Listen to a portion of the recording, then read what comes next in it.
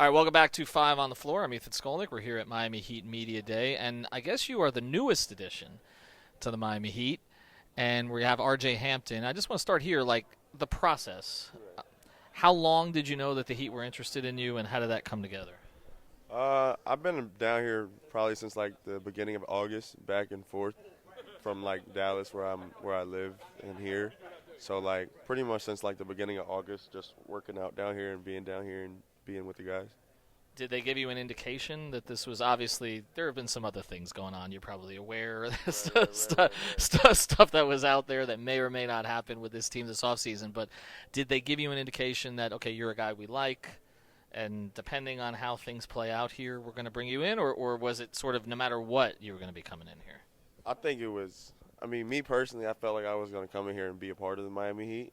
I never really had any major talks as far as like what other changes that was going on. I stay out of that.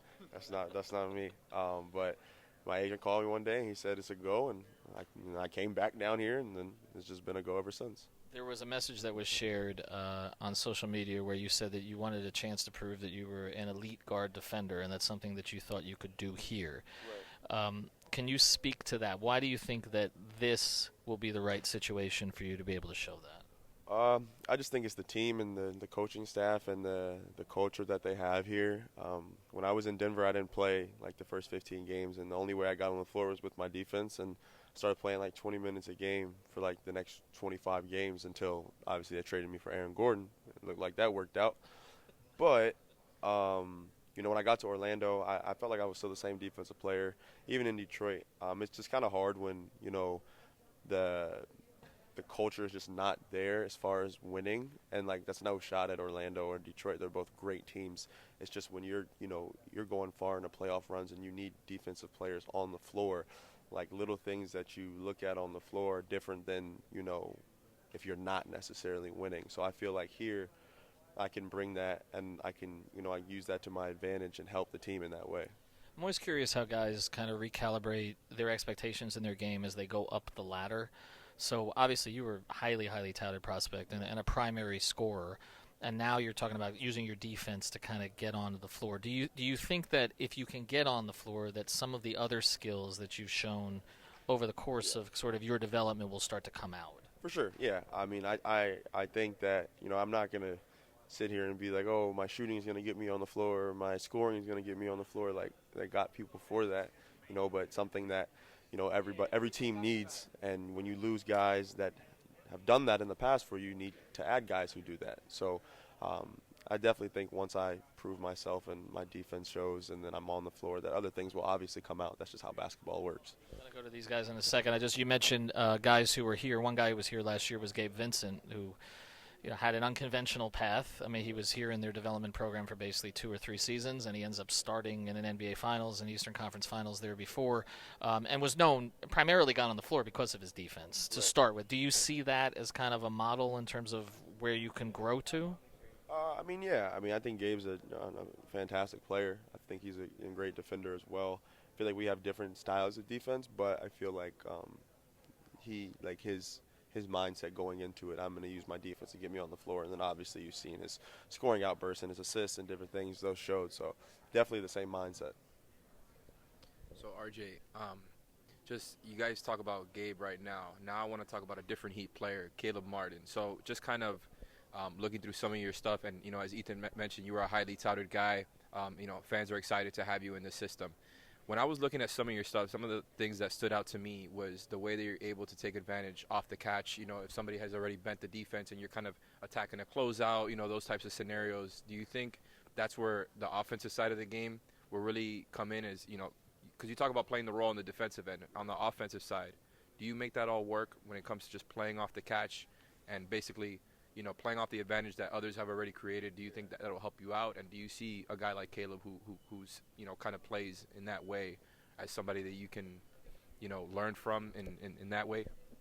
I mean, I think for me, I feel like me and Caleb are two different players. But as far as like me catching the ball off the catch and off of guys' penetration, I think that's kind of what I am really good at. But I also think I can break down the defense as well and get guys open. So for me, it's just kind of whatever they put in front of me, I'm going to try to execute it as 100%, whether that's to be a point guard for 5 games in a row or to be off the ball for 5 games in a row, or if it's not touch the ball for 5 games in a row. So, I mean, whatever that is, I'm going to try to execute that. You mentioned being traded for Aaron Gordon. What were your emotions watching them win a championship this year? Like, when you've been part of an organization, right, what were you thinking? I was happy for them. Honestly, I felt like I should have got a ring because I was a sacrifice. You feel me? So I called Gary Harris and I was like, hey, I think we should go to AG's house and see if we can get that ring.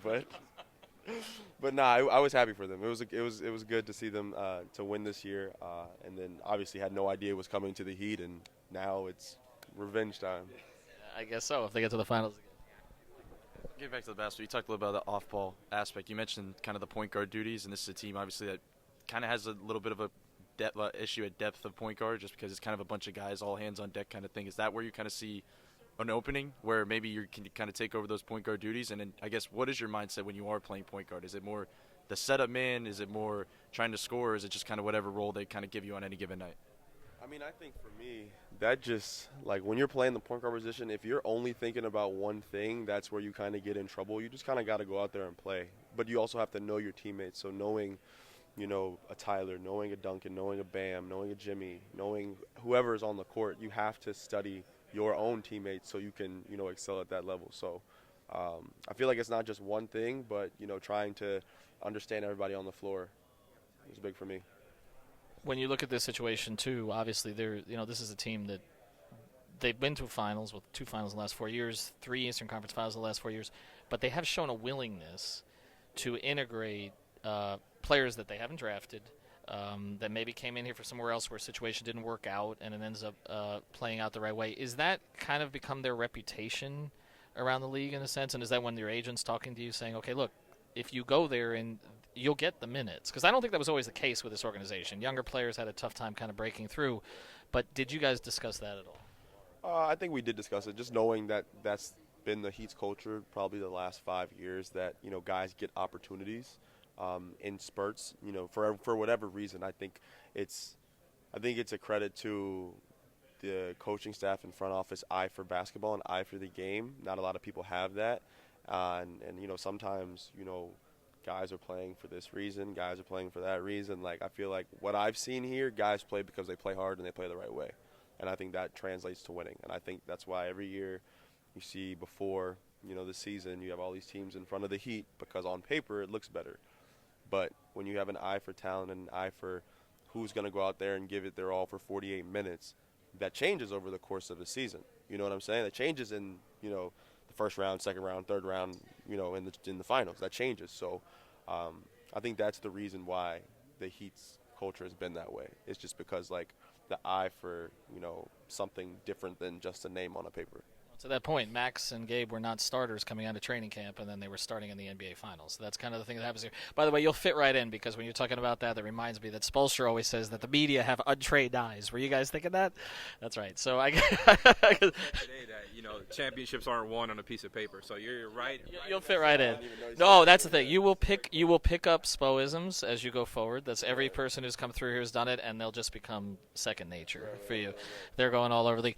Before we close here, we appreciate RJ Hampton joining us here on 5 on the Floor. Is there one thing that you would like Heat fans to know about you off the court? I don't know. That's tough. I don't know. My brother's actually really good at basketball. He'll be coming up soon. He's a incoming freshman. He's got invited to USA basketball. So shout out to my little brother. All right, so it's a talented family. RJ Hampton, we appreciate you joining us here on 5 on the Floor.